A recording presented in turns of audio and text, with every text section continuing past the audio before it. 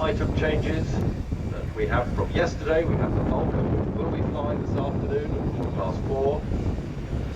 We also have a B-52 doing a fly past, single fly past. So a few changes actually to the programme. Starting the takeoff run now. This is from Airbus, the A400M. Europe's most advanced airlifter. It's a very latest technology.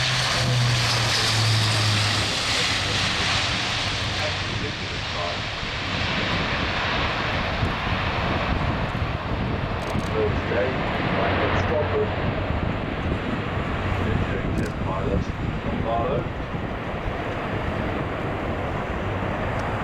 It's a startling performance from a big aircraft.